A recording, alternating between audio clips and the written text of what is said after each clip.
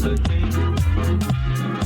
Highfalutin, fast shooting, ticket of shooting, highbrow. Highfalutin, fast shooting, ticket of shooting, highbrow. Played a little old down, and her played a little old down, and her head went round and round. Ooh, she thought I was okay, but he stepped off that train with a high hat, a piccolo, and a cane.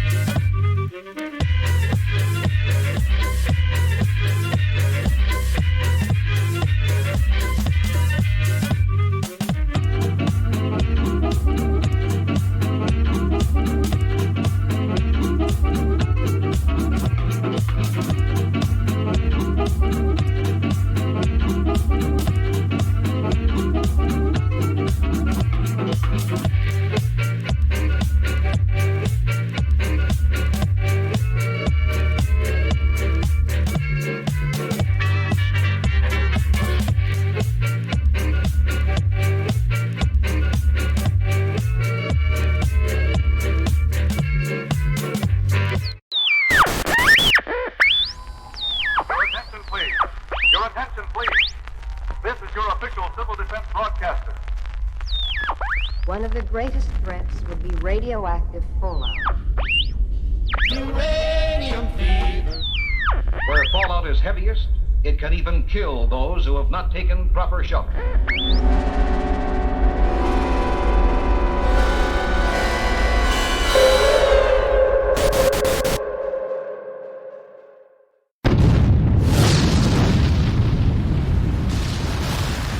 Broadcasting deep underground in a questionably constructed survivalist bunker is Dave Chaffins and Kenneth Vigue, and your host, as always, Mr. Robots. This episode of the Fallout Hub is brought to you by the Massachusetts Institute of Technology. Open enrollment for advanced robotics courses starts now. Totally nothing sketchy going on. Nope, not at all.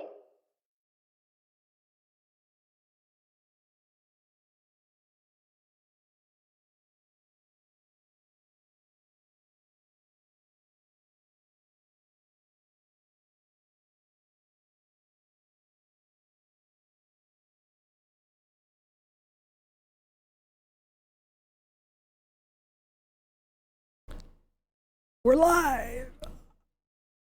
Hello and welcome to the Fallout Hub. This is the internet's Dave Chaffins welcoming all of the ghouls and robots, also known as ghouls and robots, to our wonderful and lovely show. Today I have with me two very special people. First off, we've got the wonderful, the always vigilant and just shining Kenneth Vigue. How are you, sir?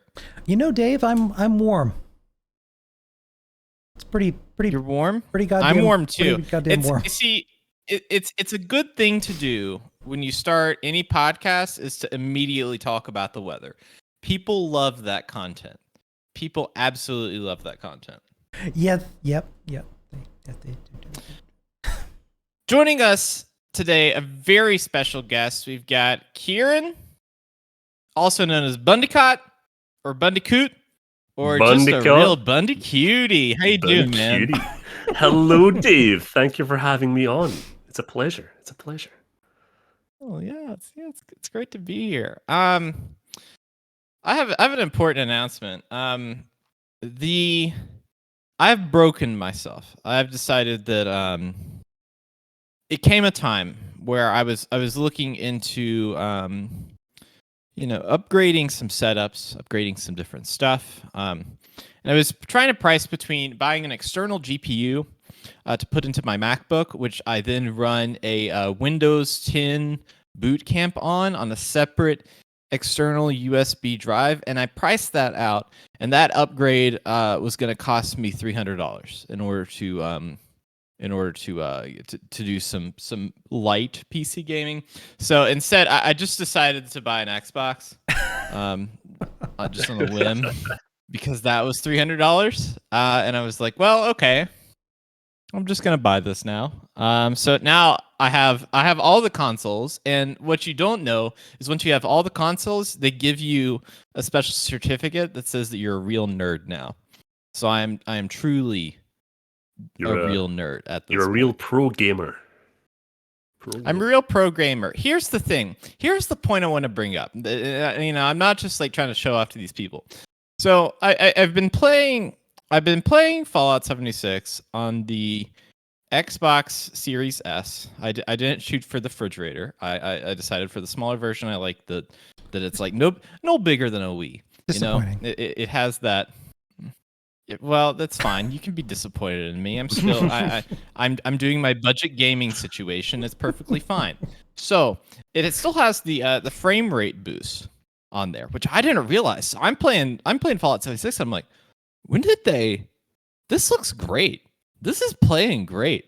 Is this how it is? Is this what 60 FPS looks like? I looked it up and I was like, oh yeah, they did the boost thing. So I'm like, I don't know if I can go back and play Fallout on the PlayStation now. I think it's just like slightly ruined for me, which is kind of sad because there's a whole like year and a half of Fallout First on that account, which means a bunch of Atom Shop items on that account.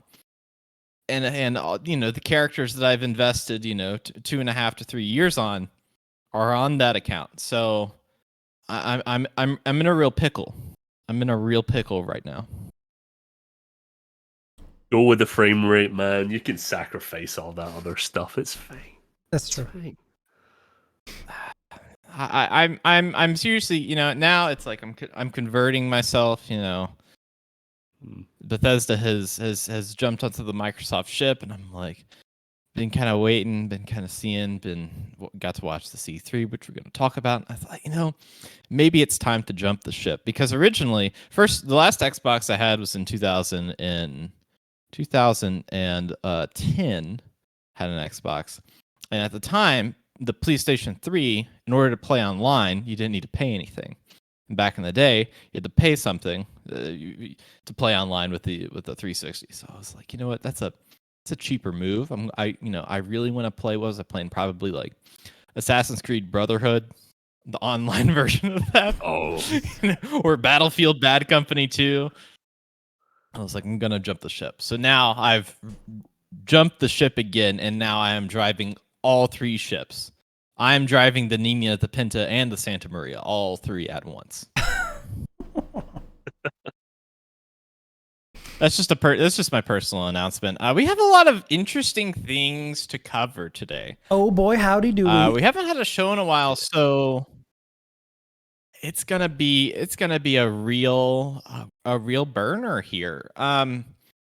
Let's get the big. There's some big ticket items. I want to talk to you about Steel Rain. I want to talk to you about the update that's coming out. I think next week. I think that's when it's coming out. It's pretty soon. It's next week. But I really wanted to oftentimes there's like a build up. In this one, I recently saw Fast and Furious 9, and so that just starts with like craziness. And so I want to channel that energy. Let's talk about the trailer for Fallout Expeditions: The Pit. What was your all's reaction to that? The Pit. Insanely hyped. Yeah. Mm. It's ironic. So what do you think the scale of that's going to be?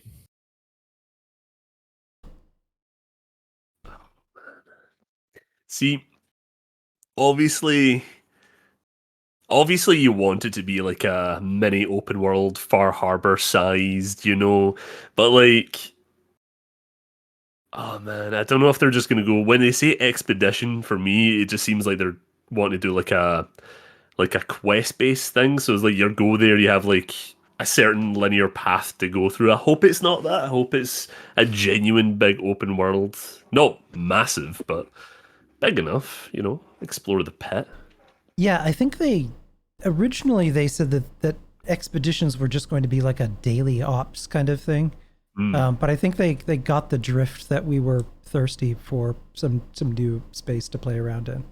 And even the way that the trailer is, it almost leads you to believe like this Brotherhood expedition crash lands, maybe sends out a distress call, and this Brotherhood sends us out there on a rescue mission, maybe. But it's interesting because we were just talking to Nate Perkypile last month about the pit, and it's kind of wild that we're headed back to one of his worlds. I think he tweeted that he had the handwriting, his like handwriting was still on the sign. They just like reused the same just updated the asset that they had, and it's like actually his like the pit, like how it's written on the Pittsburgh the sign is the same, which is kind of funny. Nice. Yeah, his signature is a font. Just be called Perky. The thing that I have always said. The thing that I've always said about this, and I'm not gonna take a massive amount of credit, but I will take most of the credit for predicting this because this has been probably like 2 years in the making of where are they gonna. When people are like, oh, where are they gonna expand the map to? I'm always like, they're gonna expand it to Pittsburgh, because my theory is that they are testing. I think in Bethesda, I think you see a lot of things that are horizontal, right?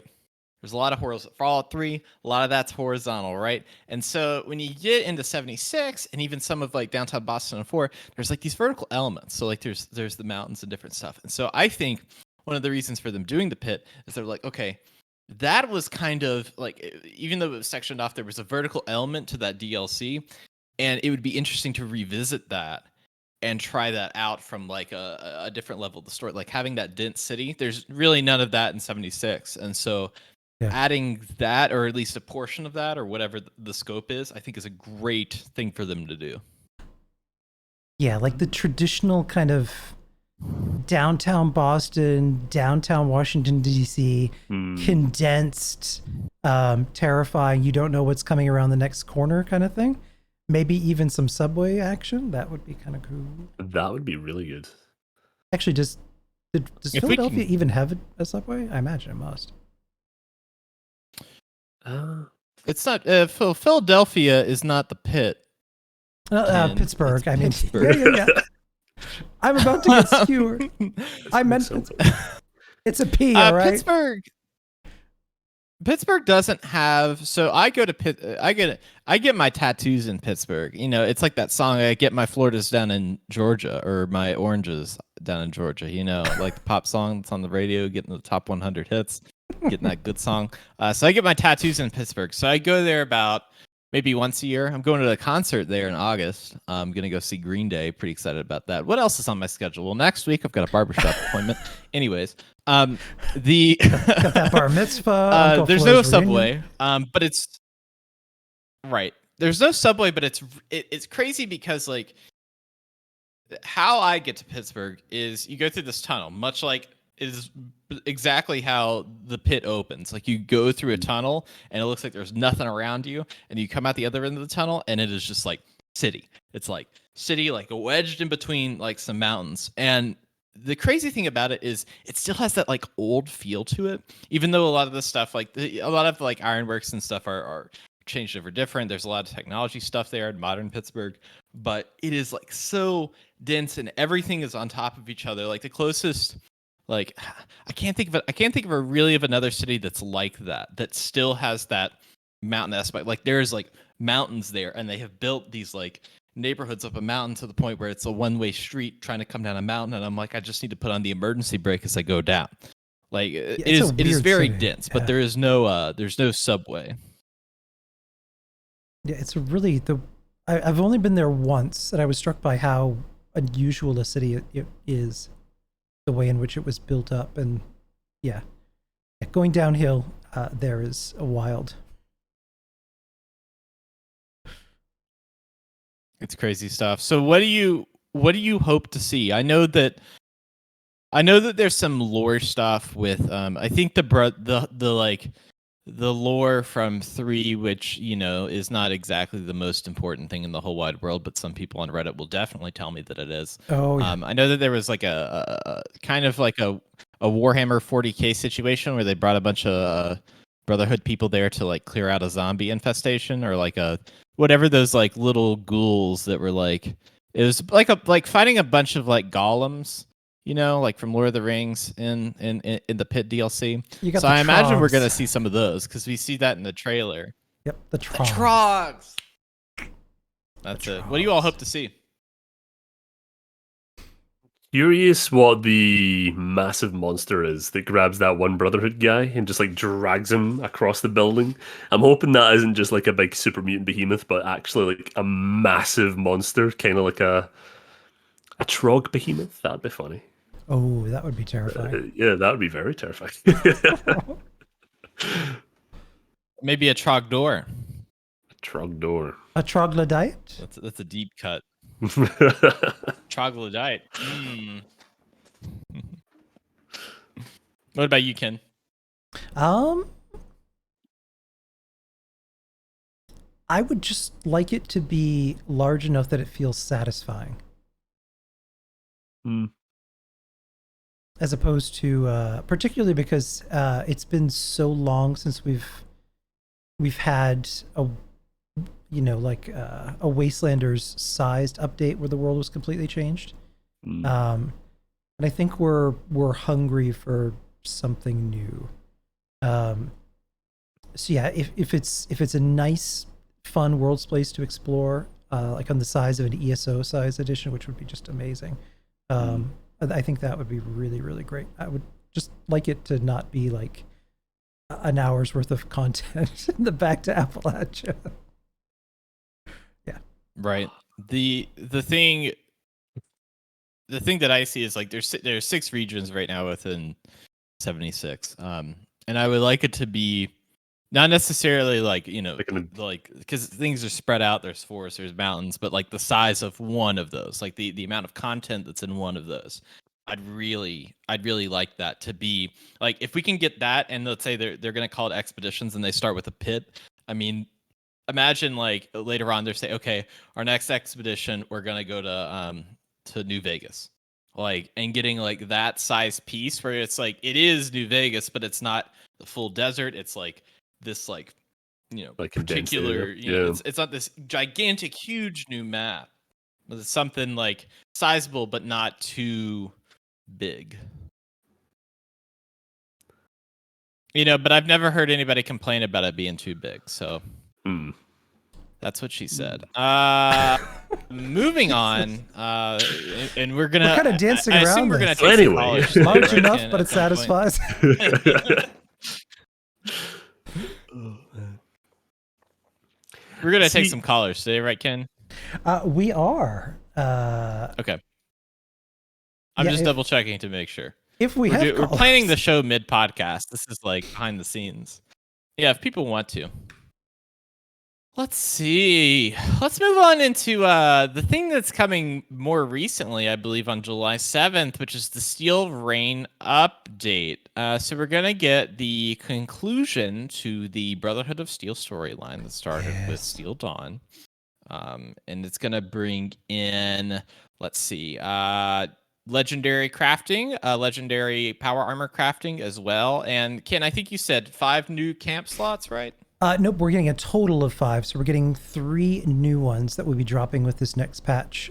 Jeff Gardner revealed that. He wasn't sure if he wasn't supposed to or just didn't care. But I think out of all of this, I'm more excited by that than maybe something like legendary crafting.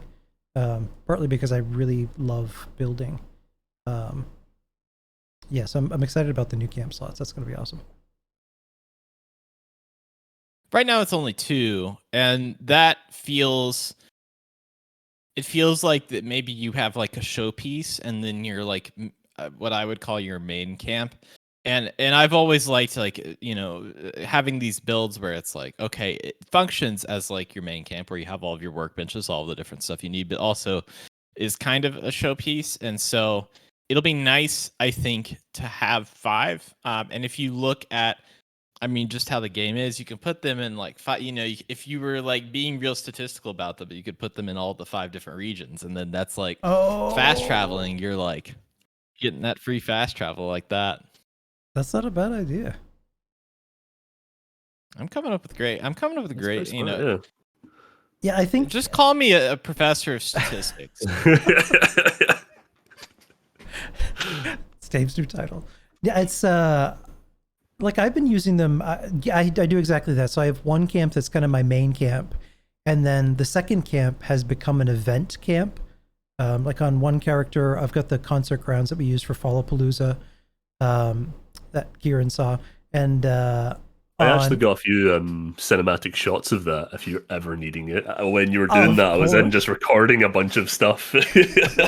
People dancing around. Yeah, Sorry. it's the constant jumping. And yeah, having these other camps would be great because I can build event specific camps like mazes, or we've been doing more QuakeCon community stuff. So some of the Hoarders Hustle or the Nuka Shine runs, I could just build those camps and then only load them in when we're doing events. So having those extra slots would be super helpful. I like that. I'm curious. So from what I can garner, from what I can Jeff Garner here, I think that the legendary crafting is much like the current, like when you get like how you roll new items within the game. Like if you get a plan for like a Gauss shotgun and you've got the legendary modules and you build it and then it rolls based on the star amounts. That's how it's working right now, at least in the PTS, right? Yeah. Okay. I just wanted to make sure because I feel like that there should be some way to like designate like the like the lotto machine or like the different things, like I guess what do you call them, like the RNG, that's what people call them. Some of that I think in the game is good, but I think people are really looking forward to like, oh, if I could just have, I like this gun and I like this legendary that I have, but if I could just tweak one thing, or if I could like have this be a different like I have this thing, I like all of the things, but I don't like Nocturnal, and I want to change that. So I'm a little bit disappointed that you can't particularly do that, but I am looking forward in being able to roll those for a specific item, because I know like handmade rifles, that kind of stuff is a big ticket item, like miniguns, and there's some weapons that are favored over others, so like people don't necessarily need guitar sword legendaries, other than the fact of that being pretty cool, but that's not the high ticket item. So I'm of course they do. Yeah. I'm looking forward to that. What about you all? Is that something that you're interested in? I'm interested in trying out some of the new build possibilities. Like there's an aristocrats build you can do, or essentially the more caps you have, and there's like some other ones where essentially a food build can become viable. Which is just, I think, hilarious. It's interesting, some of the new variations that'll be rolling out. I should really give my character a build. I don't really have one. I have stuck with the same perk cards since like the start of the game, and they've all been very random. He's a man about town. A madman. I just have a big gun and I shoot things. That's all I do. I could do more damage, but I just don't. An idiot savant. I have the idiot build. That's what I should really look into more of this. It's funny to go back and play this past week and to roll a new character, and I haven't done that in years. I can say that it's been years since I've done been 84 years. But to go back and roll that again, to go back and do that again, and to kind of start fresh, like where it's like, okay, I have like these 4 weapons and 4 different ammo types, and I'm going to run out of 3 of these by the time I get there. And eventually I'm going to switch over to the melee weapon just so that I can get through this particular area. And oh no, I've like stopped paying attention to my health and I need to heal. Like the management of that early game, I think is probably one of the best. So I do agree there needs to be like an idiot savant build, where it's like, if you were just like entirely chaotic in how you play, you do more damage. Like if you're like constantly, it's like high damage for like a few bullets on like the first gun that you have, and if you switch to another one, you're gonna get more. And it's kind of like, I'm just like pitching stuff, but I do agree that there needs to be an idiot savant build, because that would be hella fun. Yeah, if you accidentally take rat away instead of a stim pack, you get a buff. You know, the kind of stupid things. Like if you instantly healed from this rat-away. Fantastic. yeah, that kind of thing. So we've got we also have our first caller. Oh damn. let's bring him in.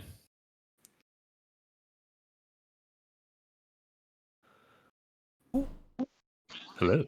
What's up? What's up? What's up? Yeah. I thought you were gonna do your voice, Ken.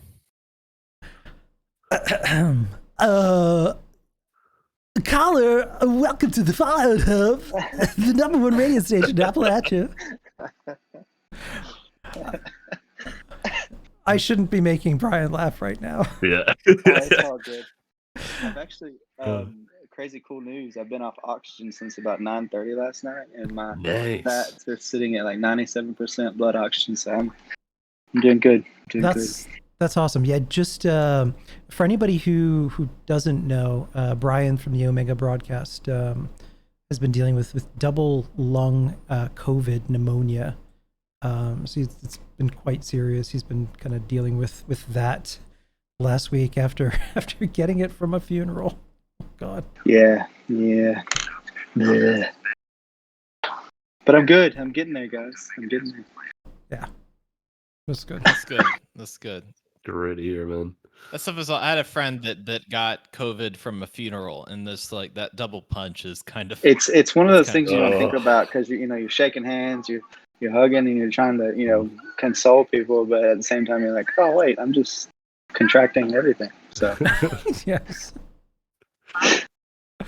What are you most excited about with some of the patch news that's been coming out? yeah, so I am like, so you guys talked about the expeditions and stuff. I'm stoked about those just to see what happens there. But I'm stoked for pets in the winter. That's like my biggest Yes, excitement. that's right. I forgot it was even a thing. Yeah, I can't Yes. especially with the model dog for dog meat passing away and all that, and that it just got me excited to think about, man, I would love to have a dog that just wanders with me or something if they allow that, but I don't know how it's going to be, but it's very intriguing.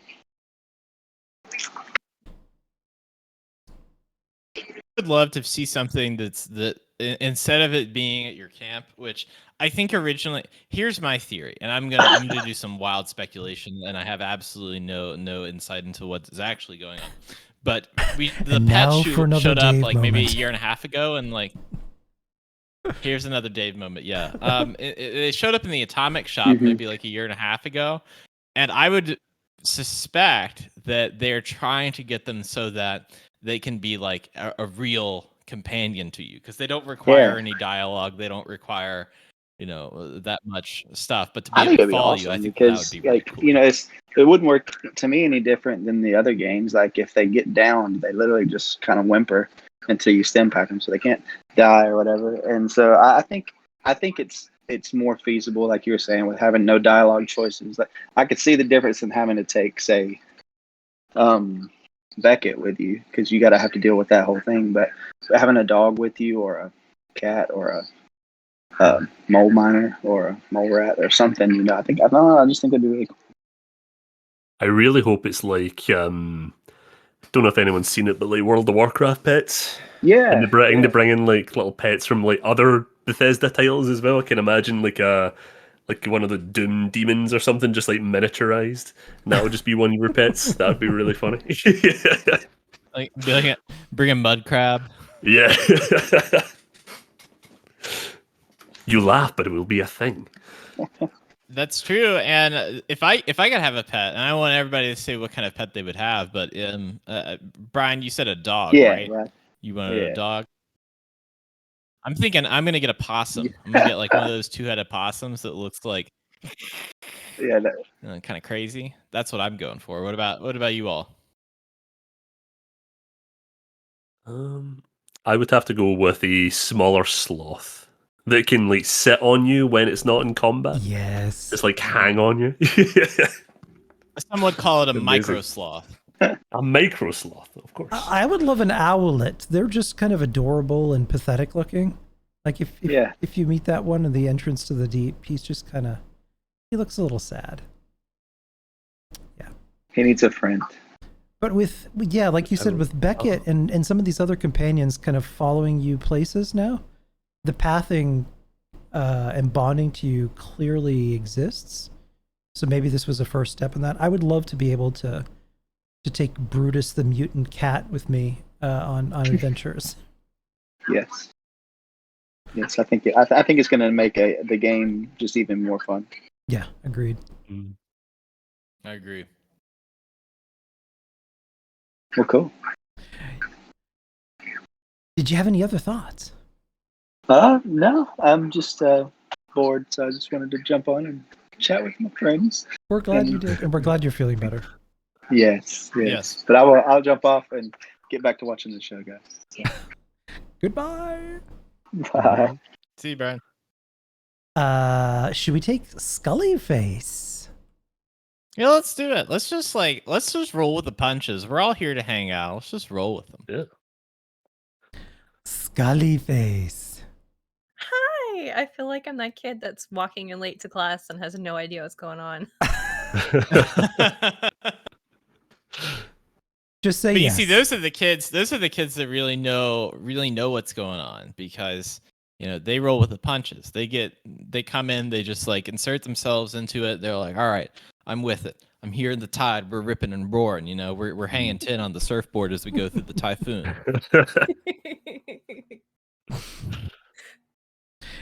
Yeah, between what are you most excited about for some of this upcoming patch? Obviously, you're excited about the camp slots. and that new shelter. Yes. What's the new right. shelter? The cave shelter. Yes, they're finally releasing that. Oh. I'm so excited. I can't wait to play around in that. Yeah, it's going to be nice just to have something to decorate in that isn't a goddamn vault that you have to try and make it not look like a vault. Right? Yeah, that's going to be great. I can finally make my cave bar I wanted to make ages ago. Ooh. Here's what I would recommend people. I would recommend people get the cave shelter and then build a vault in the cave shelter. And then that really will confuse people. Yeah, super meta. Oh, that'd be so cool, actually. You know what I want to do? If there's a water feature in there, I want to build the pirate ship from Goonies. Oh, that'd be funny. Yeah. I haven't done a pirate ship yet. I think that would be hilarious. See, my mind just instantly went to when Dave said like the vault inside the cave, it went to like little lamplight. Oh. Just because you can get the cave at the vault entrance in there. Yeah, that's a good call. It's your little lamplight, man. Yeah, I'm curious to see how large that place is going to be. I hope it's not too big, because the larger it is, the less I guess it feels like the less build budget we have. I wasn't sure where that comment was going. It's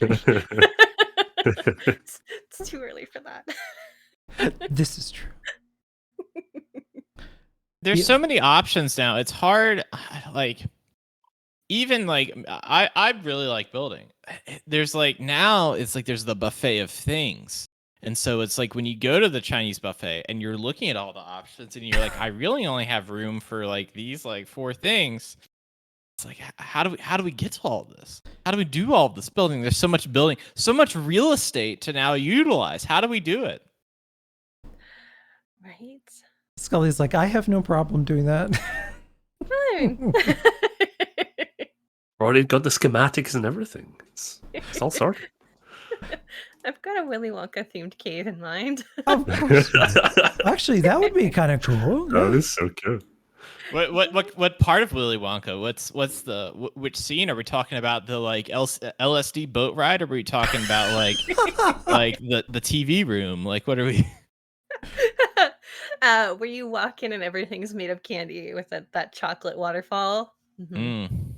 Nice. If you do that, you should put it on YouTube, and then you should try to cover that song in a parody. That I'm just making up stuff for you to do with all the time that I think you have. If you're ever bored, Dave will take care of you. Yeah. Oh my goodness, we can get Fenwa to sing it.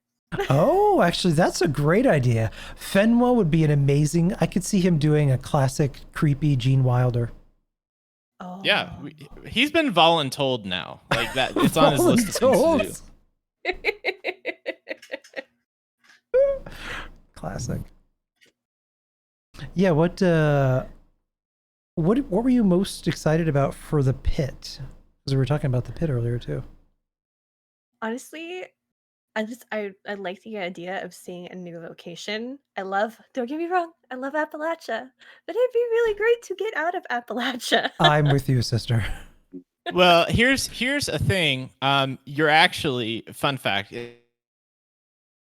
Let me put on my geography degree. Hang on, I can kind of turn my camera so that I can show off a little bit of my degree. Oh, this is gonna be real hard. Okay, there's the corner of my degree. Here's now here's the thing. I'm gonna point to it. The pit is actually in Appalachia. All right, now I can turn my camera back. So nobody's actually leaving Appalachia. They're just going to a city extra. Ah. How pretentious do I sound now? Can we get more tours of Dave's place? Yeah, let's go for it. I have some Fallout posters behind me when I talk. See, this is fun. I just move over. All right, if you can all right. You know, in CSI when they do the enhance, those are like the you've seen those like tourist posters. I got them on eBay for like $20. I love these those are posters. teasing all of the podcasts that I have in development, but I shouldn't be talking about that. Is that an R2D2 there? Yeah, it is. There's an R2D2 here. Oh, damned. There's a Tibetan singing bowl here. There's some Star Wars action figures here. Here's the White House. Like, I'm just giving you the tour. All right, let's go around my house now. Question. Fallout. Let's get back Welcome to it. Fallout Cribs. Fallout Cribs. All right. Do you think we're gonna be able to build camps in Pittsburgh in the pit? Or do you think there's going to be a big, the same system, or is it going to be like a little different, a little smaller, or is there not going to be any? I am hoping we'll be able to build there like we were able to in Nuka World. It would be really nice. I think we'll probably get interior building, but that's interesting. But I don't think there'd be like. See, I was thinking like Diamond City when you go in and you can buy like that little space, interior space. But because it's a city, I don't know how much freedom you would get, like free-form building with traditional camps. That's true, yeah. Yeah, I'm curious if it's gonna be like you have like it's not either gonna be like a camp or anything, but you like claim a little area and you can put up some turrets and put up some like workshop or something, like just something, and maybe like it would be cool if it was like a smaller scale. That's the whole thing that or like before 76 released, I'm like, I'm gonna go into these cities that I know, and I'm gonna build directly in them, and I'm just gonna build this like, off, because that's the fun part of a lot of the settlements in 4 is they reutilize places that already existed. And so I'm like, in my head, I'm like, yeah, that's exactly what I want to do. So I'm curious if there's going to be anything that's like kind of on a little bit of that scale, considering the density of the city. Yeah. Curious. I'm wondering how the travel there is going to be. Because we see a vertibird, so I wonder if it's something like we actually turn a cargo bot into a transport, or I'm wondering how we're going to get there. I was personally hoping, see how like in the original like Pit TLC, like the way to get there was with you and that NPC going in that little the hand car. If 2 players, the hand car, 2 players go on that and they have to do that for a straight hour. They activate the motion controls and people have to just waving your Xbox like, come on, we'll get there eventually. The grind on the next scoreboard is making your way to the pit. You have 7 days to use the hand car to get there. Yeah. And my pitch would be if you had, so you get there, I guess you like get on a vertibird and then you're like flying over and they shoot the vertibird and then you're like, you got to jump out. And then like you jump out and then at a certain point you activate a parachute, but then there's like 99 other players there, and then you got to fight each other. But there's fire on the outside. I'm sorry. I'm just describing Nuclear Winter. Oh no. I thought that was Fortnite. No. Why is there a bus flying in the sky? What's going on? Any other thoughts, Scully? About what are you excited about for the future? Permanent pets that I don't have to worry about dying. Yeah, that's always a bummer. Right? I've got a Mirelurk King, and every time I load in on Xbox, I'm like, "Are you still alive, Poseidon?" Poseidon. I named him Poseidon. That's awesome. Nice. Yeah, I would imagine that shooting them, like, because those like show up strangely, or they used to at least. And I would imagine because that's a pretty tough enemy in general. Mhm. So if you're like, if you're like just like a person walking along and you see a Mirelurk King, you're like, oh shit, I have a limited amount of time to kill the thing. So Right. I see your predicament. Yeah. Even he even loaded in once as a legendary, and I was just like, no, I need to leave the server now. Whoopsie. I was like, I don't need someone to see that and go, oh hey, look, there's my legendary kill for the day. Yep, basically. No. Any other thoughts, Scully? That's about it. I'm excited about that shelter. Yes. And building, just in general. Always building. Yeah. Thank you for your call. Yeah, thanks for coming by, Scully. Bye, guys. Bye, Scully. Yeah.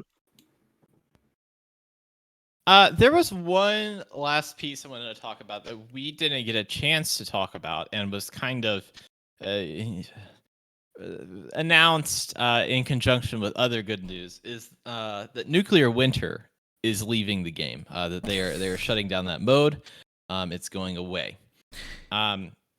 I am actually. I want to hear everybody's thoughts on it. I am pretty disappointed. I don't know about you all, but I'm as somebody who like casually played that, I'm pretty disappointed. Yeah, this is. I mean, it's less, I think, talked about now than it was when it was first announced. Yeah, I think a lot of people were equally disappointed, but it's one of the things where clearly not enough people play it consistently for it to make sense to allocate resources towards. And I'm with you. I enjoyed playing it casually. Like our group in the aristocracy, at least on every Friday, we play at least 1 or 2 matches, just because it's kind of fun for us to do. And it's something different to do, particularly because when we've been playing this for so long, it's at least to change things up a little bit, but still be playing the game. It is nice as a little respite now and then to go do some Nuclear Winter nonsense. Yeah, there was a lot of people really unhappy about the announcement, but clearly the lion's share of us just are interested in more PvE content versus PvP. Yeah. For me, I'm more of a PvE person, but like I enjoyed Nuclear Winter for what it was. I think the blow wouldn't have been so bad if there was another like PvP alternative.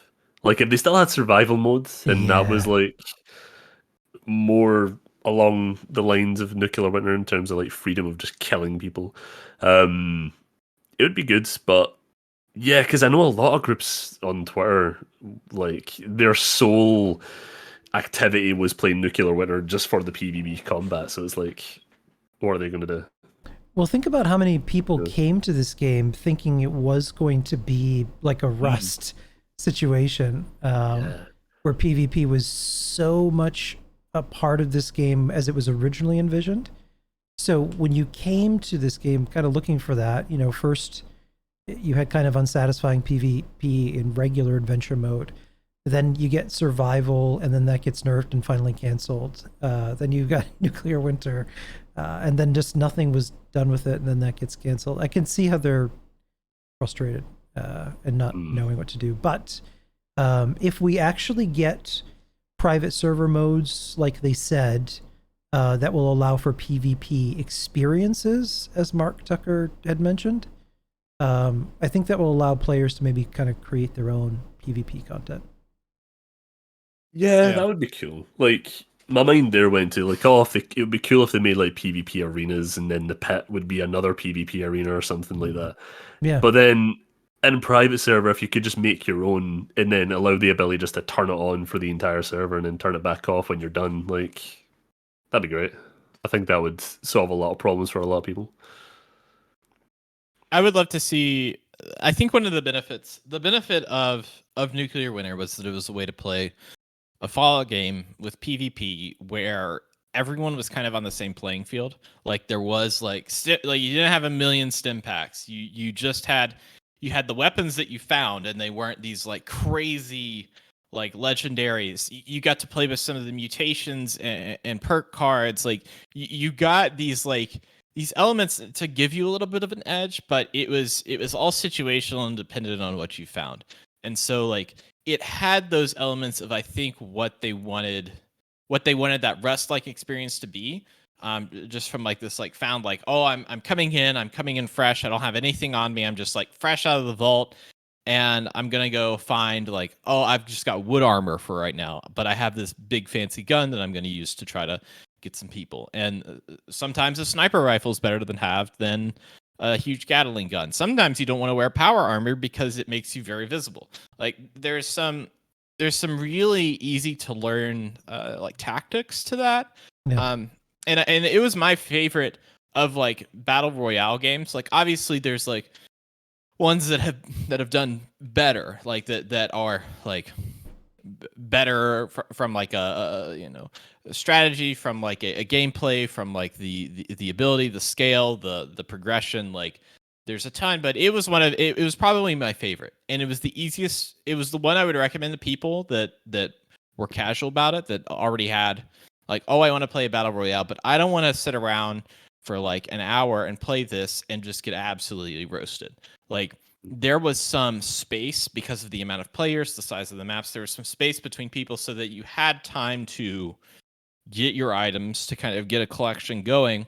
And if you wanted to play sneaky and kind of like hide in the bush, people talk about hiding in the bush all the time. If you wanted to do that, then you could, and you could end up towards the end. And I will try to not make any jokes any further, and I need to stop, so I'm going to throw that off me.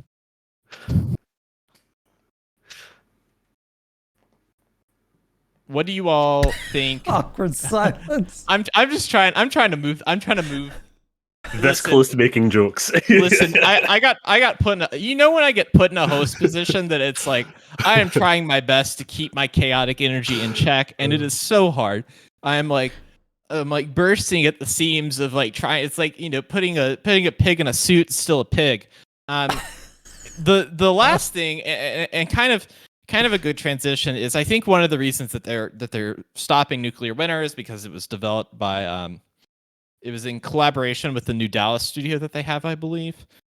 They were primarily the ones that kept that mode open and had that different stuff. But I'm imagining that a lot of the resources right now are being put into Starfield. Which, even though this is a Fallout podcast, I would still like to get a temperature check on your reaction to Bethesda's new IP and their first new IP in years since Elder Scrolls. What do you all think about that? I'm so hyped for this. Very, very hyped for this. I'm very hyped about the potential of it, man. Because you watch the trailer, I'm like, do you know what? This is pretty exciting. I'm liking the look of this, and then I seen the concept art immediately after it, and you're like, oh, okay, so this is where it's going. Okay, this could potentially be an amazing game. An amazing game. What most people still don't quite get, or maybe don't really wrap their heads around. So Creation Engine 2, the trailer that dropped, that was 100% in-game footage. So to compare that to where we are now with Fallout, it's what I'm also excited about, which ties back into Fallout. So Creation Engine 2, Elder Scrolls 6, Fallout 5, on that is going to look ridiculous. Yeah. I'm very curious about the systems. Like when you look at, kind of you get a general feel for the aesthetic that they're trying for with Starfield. We don't know anything about gameplay. We don't know anything about actual like what you're going to be doing. I mean, it could be like we're delivering popsicles to small children off planets. Like we're not 100% sure on what exactly that is, but we get a feel of the aesthetic and the vibe that they're going for, and that you can climb a ladder in this game for the first time ever. Still no pizza. No. No pizza. One of the games that I've generally like the aesthetic of and like played. There's this game called Outer Worlds. Or not Outer Worlds, Outer Wilds. That's the one that I get confused with it. It's an indie game on I think it's still on Games Pass, and it's on Epic Game Store. It's a bunch of different places, but essentially it's a small solar system that you're flying through, and like you get into this like cockpit of a ship, and it is like a rickety ship, and you are trying to fight gravity, and you're trying to like, oh, you could just like fly into the sun, you could like get your propulsion wrong and have to like escape pod yourself out of the ship. Like it has this kind of like space flight is hard, and Todd Howard had talked about how they wanted that to be a thing. Like, a lot of like sci-fi universes, they just like fly in space, like Star Trek, and it's it's no big deal. But he had talked about in this universe, he wanted that to be like a very like visceral thing, like something that like took effort and had considerations of like how you're going to get to different places. And I think that's the most exciting thing for me, because we don't see that very often in sci-fi, of this like it's hard to fly a spaceship, it's gonna be rickety, like you could break something in your hull and just get sucked out into space, and I feel like that it's gonna have some of that system wise in the game. I'm very excited to think that I'm doing this massive cinematic sci-fi landing in this landing pad, only to bounce off and then just fly into a building or something. Yes. And then from there it's just chaos. You forget to add too much coolant, and the next thing you know, your reactor melts down, your ship explodes. I'm really excited about the fact that, considering how linear Fallout 4 was, the fact that they said that this is going to be really a proper RPG, to really create your own stories, your character, and how people react to you, and how events kind of shape around you based on your choices, I'm really excited about. I don't feel we've had that. Really, I think New Vegas for me was the last time I felt that in any real way. Yeah, it feels like you're being inserted.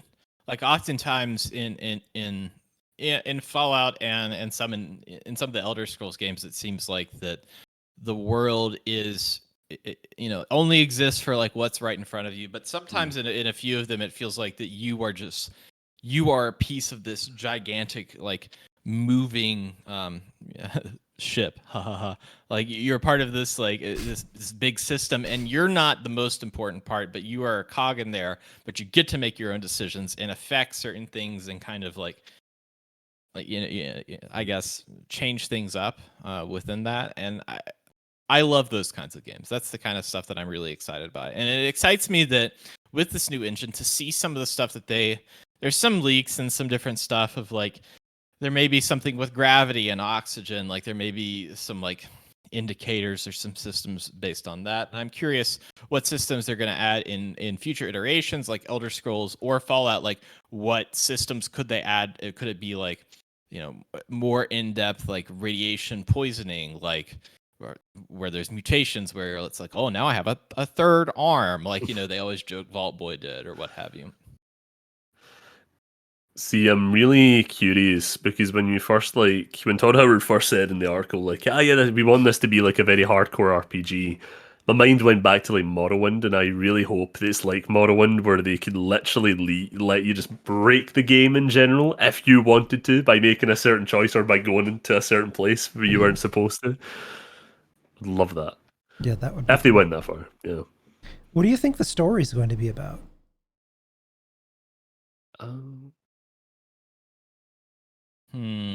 think it's going to be, I'm 100% right in this, and I'm gonna, I'm 100% like, I know exactly what's happening. I've talked to Todd Howard at the barbecue.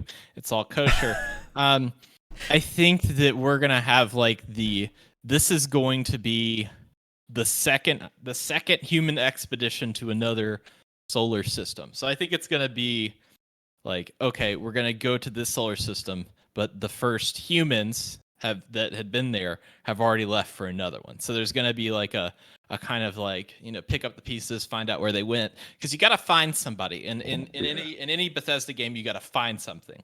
Like you got to find the dragons or the emperor or your father or your son or your sister. Like if you can find these astronauts, I think that that's a good, like, what happened to the missing astronauts? I think that that's a good like plot device to move things forward. Yeah, that's it. Like your brother is the astronaut that took over and went just as you got there, and you're like, oh, where's my brother? I need to go find him for some reason. Only for me to find him and shoot him in the face, but then again, it's still, still Right, because in drop. Bethesda fashion, he's like your evil clone that they've implanted into something, and it's time for like a reenactment of Face Off. I did that immediately in Fallout 4 when the father was turned out to be your son. Didn't even give him a chance. I immediately walked in and shot him in the face. You know what? I did the same thing until I broke the game at that point. That was a mistake. Yeah. It's like, Sean's dead. I'm like, what? Whoops. Huh? My bad. Well, there's certainly a lot to be excited for, and we've got a lot of good stuff coming down the pipe. We've got a year full of updates with Fallout 76, and I mean there's so much time in between, even what they've announced with 76 and Starfield, that I'm curious what even like 2022 has in store. What the fall update is going to be, where they're changing something with private worlds. There's like some hint of that. Maybe you all have your ear close to the ground. Have you heard any rumblings? Has there been any rumblings in the Fallout world of such a thing? I think that's going to be the new server modes that they were teasing, that Mark Tucker teased when he was on the show. That was last year for QuakeCon. I think that's what we're going to be getting. So maybe that opens up some new options for PvP. But also, I would love to be able to have weather and time controls. Anyone who films machinimas, but not like Bundicot, for instance, to be able to control, stop the weather and the time, so you can just film without having to do it 5 times, would be fantastic. I was doing that the other day. I had to server hop like 6 times or something. Yes. And clear out the same location because it was filled with super mutants or something. And I'm like, man. The union actors, I mean, when they get on those sets, I mean, they have a limited amount of time, and the next day when you got to go film, with SAG and with all the different stuff, you gotta make sure the site's clean, and that if we could just bust these unions up, then we could actually get some machinimas filmed. Yeah. What now in the post E3 afterglow, what did you guys think about that entire showcase and even some of the other games that we saw? I mean, I obviously thought it was good because it convinced me enough to go buy an Xbox. So it was great, kid. I mean, they've done their job. Yeah, they did their job. I haven't owned one in it's been 10 years or 11 years. I'm not sure. 84 years. A lot of stuff is really exciting to me. I'm glad that they are pushing not only BGS, but they're pushing Arcane. I feel like that everybody says that they are undervalued. Like, they put out great games with amazing worlds. All their stuff is great. I'm excited to own both a PlayStation 5 and an Xbox, so I can play Deathloop and then I can play Redfall. Yes, Deathloop. Big deal. Yes, Deathloop. I'm interested in. It's interesting to see, and it's been fun to go back and play old Xbox One games and kind of newer Xbox One games that have like. I think that there was like a switch that was turned where they were like, okay, we're gonna start developing with this mindset, and it's interesting to play those newer games that are looked at as like, okay, we're gonna make these things timeless, like. And I'm not trying to like crap talk, but it's like weird playing Crackdown 3 when I'm like, I really just want to play Saints Row 2, like, or Grand Theft Auto 5, where it's like, this is kind of like whatever. But when I go and play, let's say like State of Decay 2, like that feels like an experience. It feels like I'm playing a game. Or when I go and play, like Master Chief Collection or something. It's like this is Halo. This is like a timeless piece. I think that they're trying to build these parts and pieces to have things for everyone. The most excited thing, and one of the reasons, pretty much one of the main reasons outside of Starfield that I bought the Xbox was for Microsoft Flight Sim, because I have tried to get that to run on my computer and I cannot. So I'm very excited for that. Yeah, the next flight simulator that they teased, good lord, was that beautiful. Like, I'm not into flight sims, but wow, holy crap, did that look good. To be fair, it made me consider downloading it. The only thing that turned me off was the fact that it's like 100 gigs. And so I was like, oh yeah, I don't have space, I don't think. Yeah, I need all video game developers to please manage the size of your games. Like, they should not be over 50 gigabytes. And I need you all to know that. I need you all to work that out and figure it out. You know, sit amongst yourself, have a team meeting, and figure it out. I want a 4K photorealistic visuals on 100 megabytes, please. Please. Yes.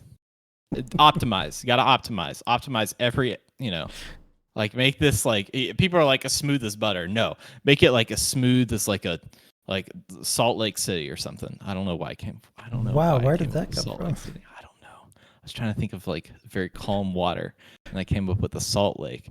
Then I just came up with Salt Lake City. Now I picture that Dave has like a Salt Lake City horror story, like somewhere. He's having flashbacks right now, like Vietnam. Maybe. It was the summer I'll never forget. Salt Lake City. we didn't get a chance to get your temperature check, Kieran. What did you think? I liked overall. I was already sold on Xbox. I'm not getting the new console because I've got a gaming PC. But but I was already sold. Like Fable and Avowed in that last year. I was hoping to see more of them this year, but I guess those are early in development. But everything else they showed was pretty cool. Even the Pirates of the Caribbean Sea of Thieves DLC got me excited, which was such an odd thing that I was not expecting to be excited about. But it was still funny and still cool. But everything else they showed was pretty cool and pretty exciting, especially for Game Pass as well. Game I think Pass this is really wow. This showcase just sold Game Pass for everyone. Yeah, that's what I told my wife when it was like when we were doing I was gonna buy it. I was like, well, I'm not gonna buy any new games, and that's true. I'm not gonna buy any new games. I'm just gonna get Games Pass, and that's just gonna be it. You see, that's your marketing genius, Ken. That's like some good. Right. That's the way it goes. Yeah, it's like even Forza Horizon 5 I was really excited about. The other cool thing, I don't know if you heard, Kieran, but Fable is going to be on the same engine that Forza Horizon 5 is. Yes. So think about how beautiful Fable is going to look with that level of detail. It's going to be awesome. I'm so excited about that game. It got me. I'm not a big car person, but watching the Forza Horizon 5 thing got me to actually download Forza Horizon 4 from the Game Pass as well, which is pretty cool. It's a lot of fun. It's really fun. It's in your backyard. Yeah. I can go to Edinburgh, which is, it's an alright town. It's not Glasgow, but Yeah, it's kind of like to me. I'm joking. I'm like, it's like just I'm playing all the video games because the Games Pass is like I'm playing them all. I have all the video games. I'm playing them all, and I'm gonna inject them into my veins. That and what's really good about it, and I was saying this to my friend just there, is the fact that you can, at least on PC, I don't know if it's on console right now, but they launched the cloud gaming with the Game Pass Ultimate. So on PC, it's like if you don't want to immediately download a game, but you want to just have a feel around it, you can just load up the cloud for like 10 minutes or something, and then decide from that, which I think is really cool. Yeah, that's awesome. Yeah. I think that's on console, and I think it's coming to. They're gonna make it so that like it'll be like Series X quality if you have like an Xbox One. Now I have like no clue what Xbox was doing for 10 years up until recently, and now I'm like, oh, Bill Gates and Microsoft, and what's going on with Halo? I mean, clearly it was a strategically amazing move for everybody involved. So I'm pretty excited about the future. Well, I think we've done such a good job rounding these bases, without too much of falling off the train. So I just want to congratulate everybody for staying in their seat for this whole trip. It's been a wild ride, but we haven't hit the emergency brake at any point. It's kind of like when you land off of a plane ride and they're like, "Congratulations and welcome to Salt Lake City. The current weather is 100 degrees and it's a nice wind speed of 7 miles per hour." So I want to take this time to kind of, I guess, let people know what we've got going on in our content creation and personal lives. So I want to hand the floor to you, Kieran, and let the people know what you've got going on, and don't be like, I've not got anything. He's working Tell on me a what you very got. cool project that he's going to tell us about right now. I'm working on a lot of cool things. A few I can't talk about, but I'll talk about a few of them. Currently, I am producing a documentary series on Fallout, which is pretty cool, called Nukaverse, where each episode covers an entirely new story within the Fallout franchise, a community-based story.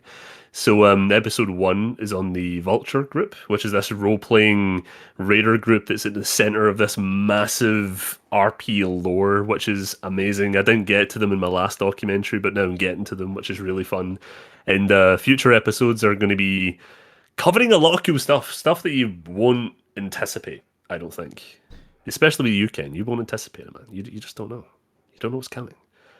And then alongside that is coming. The darkness is coming. Alongside that, I'm also creating a feature documentary on Bethesda modding called Creation Kit, which covers the entire, well, not entire, but a nice linear story history of Bethesda modding all the way from Daggerfall up until Fallout 4, which is really cool. So I'm talking to a lot of fantastic modders for that documentary, which is awesome. And what else do I have? I'm also making a machinima series called The Tourist, which follows the comic comic strip for Fallout 3 called One Man in a Box of Puppets, if you don't know what that is. It is it's the Puppet Man from Vault 77, and so I'm sort of adapting that and also being a sequel as well. So I'm filming that right now and hopefully getting that out in July. So that's stuff I have going on. Someone on Facebook did the most amazingly detailed Puppet Man I have ever seen. I'll have to send that to you. He built the whole sculpture of it. It's pretty impressive. Nice. So where can we get all that? You can find the documentaries over on youtube.com/Pumpkin Dynasty, and then the machinimas on Bundicot, youtube.com/Bundicot. And we'll put links for that in the show description so people can go down there and check that out. That's awesome stuff. Sounds really cool. Kim, what you got going on? I've been a little busy. We dropped our most recent episode of the show, dropping Cryptid Creeps here shortly, finally. I have 3 more scenes, and then I should be able to knock that out here over the holiday weekend, which should be good.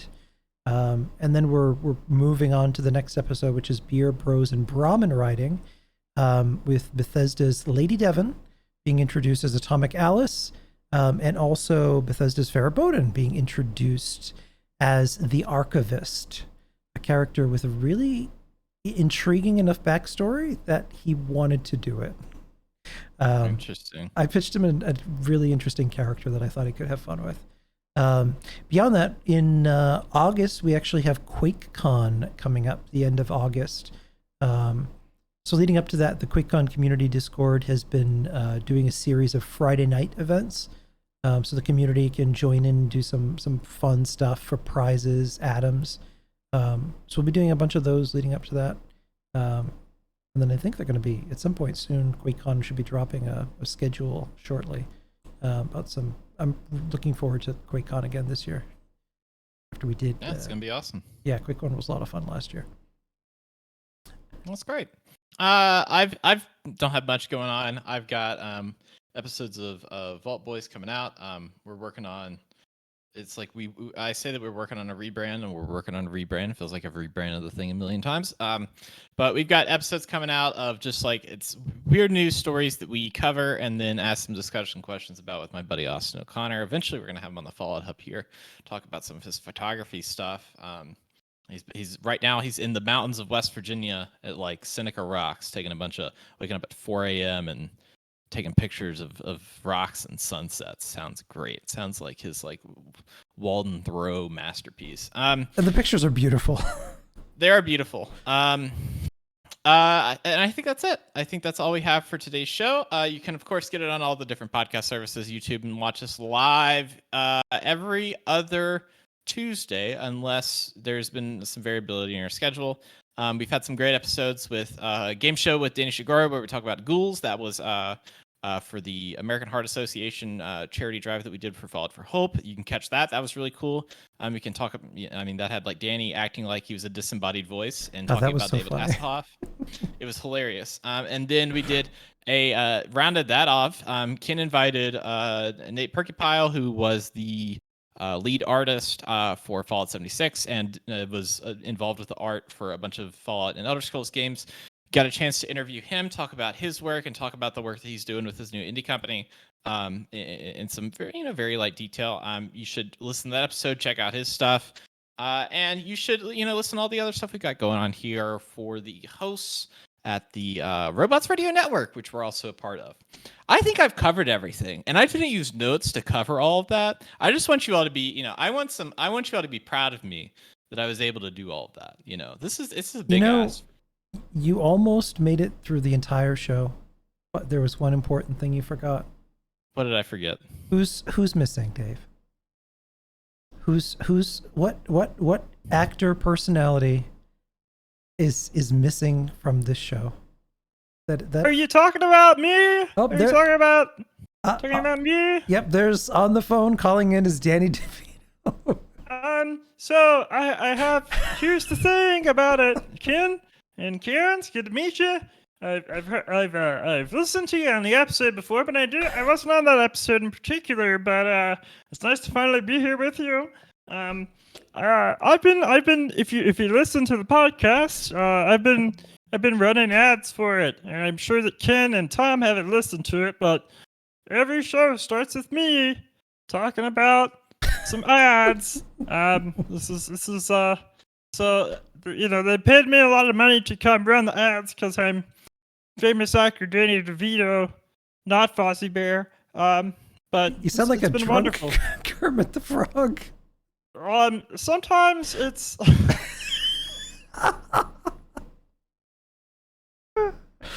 it's a strain. It's a strain to do my performance for you all for these ads and for the time. And my union time is up because I gotta go shoot Batman. Gotta go be the Penguin. Batman. So I'll talk to you guys later.